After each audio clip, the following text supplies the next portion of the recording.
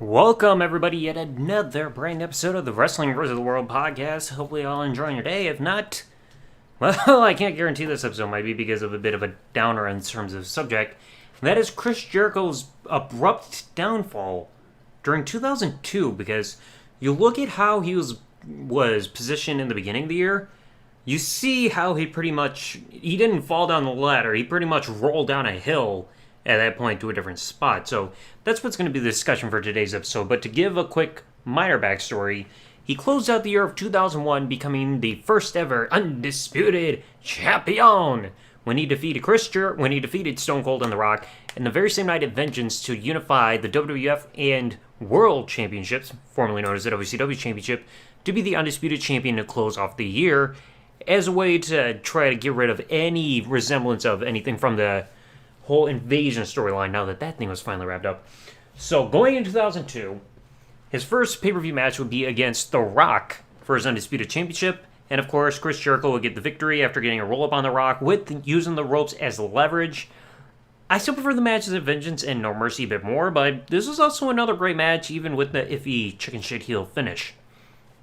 Next opponent, the very same other man that he defeated at Vengeance to become the Undisputed Champion, Stone Cold Steve Austin. But of course that night was being overshadowed with the debut of the NWO within WWE, Hulk Hogan, Scott Hall, Kevin Nash.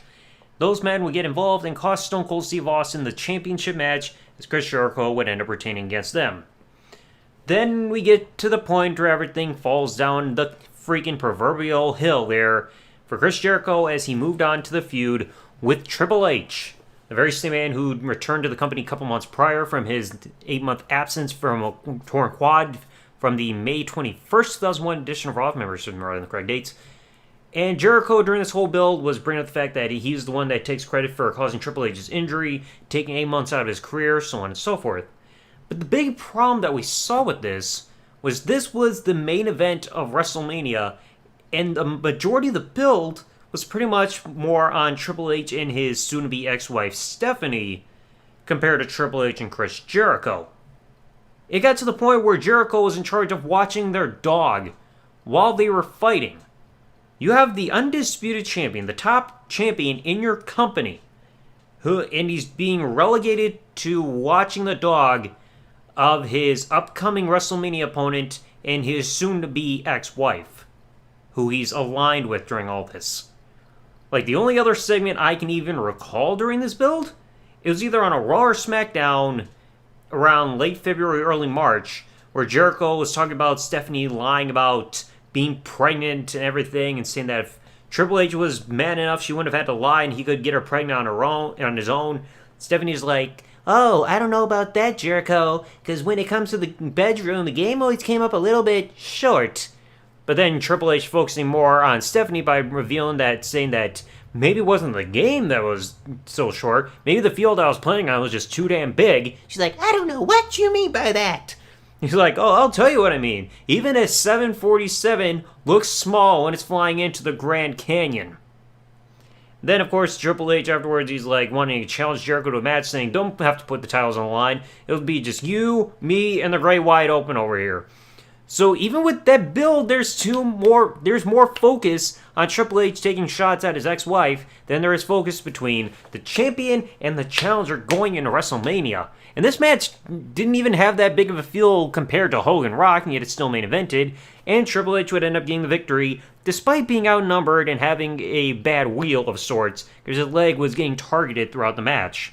But of course Triple H wins, hashtag Triple H wins LOL. So that ended up being Chris Jericho's last run as world champion, I think, till 2008, I believe, yeah. Shortly after this, Jericho would then be drafted over to the SmackDown brand due to the draft happening shortly after WrestleMania. But then one big mistake they also made as well was that the next pay-per-view, Backlash, Jericho didn't even have a match. He just came out and cut a promo, because honestly, during this period, Jericho didn't really have much of a program. He was just bouncing around trying to have matches with top guys like Hogan and everything, and still coming out on the short end of everything. So you have a guy that just main event to WrestleMania, and then the next pay-per-view, he doesn't have a match. Like, how often does that happen? Where somebody goes from main event of WrestleMania and then they don't have a match the next pay-per-view? Very peculiar.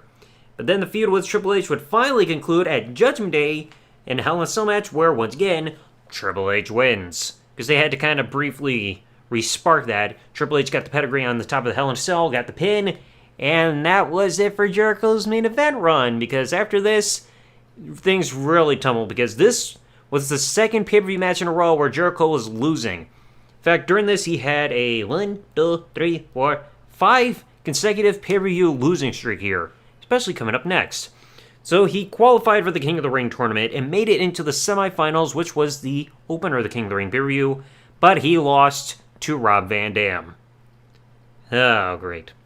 After this, he then, on SmackDown, Jericho was starting to keep going with a bit of a feud with Edge, involving a torn shoulder injury and a steel cage match, stuff going on. And it was supposed to happen at Vengeance. As I mentioned, I believe I mentioned that during the 3-part series for WWE matches that didn't happen due to the phrase card subject to change. But instead, after Edge won the tag team titles with Hulk Hogan against Billy and Chuck, Jericho instead moved on to a brief feud with John Cena, who beat Jericho at Vengeance. And I know people say, oh, it's Jericho's idea. Look at it from a booking perspective for a moment and realize that Jericho lost to a newcomer in the newcomer's pay-per-view debut. Ew. Not pretty. After this, Jericho then shipped back over to Raw despite the draft, saying he refused to work with Stephanie McMahon, who became the general manager of SmackDown around that time. So, of course, he didn't want to realign with the same woman who was in his corner at WrestleMania that didn't really help him win. After this, Jericho would move on to a feud with Ric Flair, who he would lose to at SummerSlam.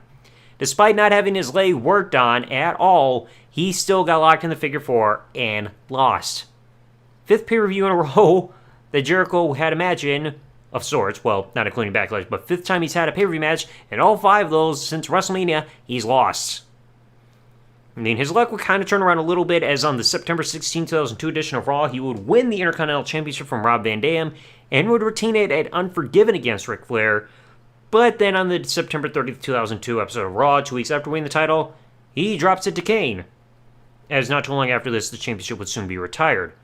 So you can already see right there, main event WrestleMania, and then a handful of months later, he's done Intercontinental Champion.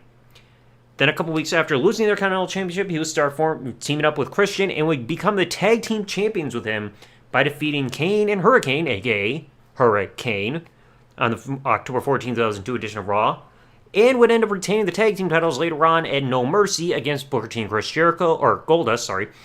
Most notably, you remember this match because it was the opener of the pay-per-view, and the middle rope broke as Jericho tried springboarding off the middle rope, and it just completely snapped, and it provides a finish with doing a top rope moonsault to retain the championships. During this time, also, the tag team titles would actually get a new look, so while Jericho was tag team champions with Christian, the belts went from the old school WWF tag team championships we had seen up to that point to the World Tag Team Championships. I guess it was also kind of around because they were trying to give them a different look, as also SmackDown got their own version of tag team titles. Jericho would then become one of the 6 men of the Elimination Chamber match at Survivor Series 2002 for the World Heavyweight Championship against champion Triple H, as well as fellow challengers Booker T, Kane, Rob Van Dam, and Shawn Michaels. Jericho would be the second last man eliminated when he had the Walls of Jericho on Triple H, but ate Sweet Chin Music to get eliminated. And also during this time, Jericho experimented a little bit with a new theme song, King of the World by Saliva, because that would also fit with his nickname where he says he was the king of the world. And yeah, you can probably picture the champagne constantly going in his mouth. But this wouldn't last all that long, and then even same thing with the tag title run, it would finally conclude at Armageddon in a Fatal 4-Way Tag Team Elimination match where the winners would turn out to be Booker T and Goldust. I don't know why I put Christian on there in the notes, to end their tag team title run. So as you see, this run, like I said, it shows you how far he fell compared to the beginning of the year.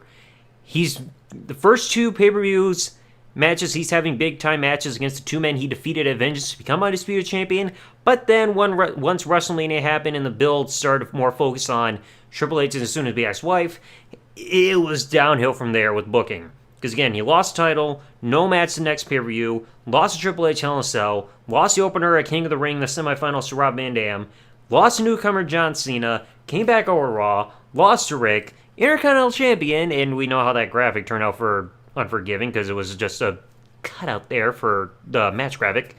Then losing the title, tag team with Christian, fails to win its Survivor Series, and then loses the tag team title later on against Booker T and Goldust. So, I mean, you kind of have to look back and kind of feel sorry for Jericho because, like, 2001 was starting to be a build-up year because he was getting out of the mid-card and finally getting to the main event scene as the year went on. Because, like, you look at that year, he started as Intercontinental Champion, he had the feud with William Regal, Invasion storyline was going on, became WCW Champion a few times, turned heel, Undisputed Champion, and then by the time WrestleMania hit for 2002, just back down the card you went.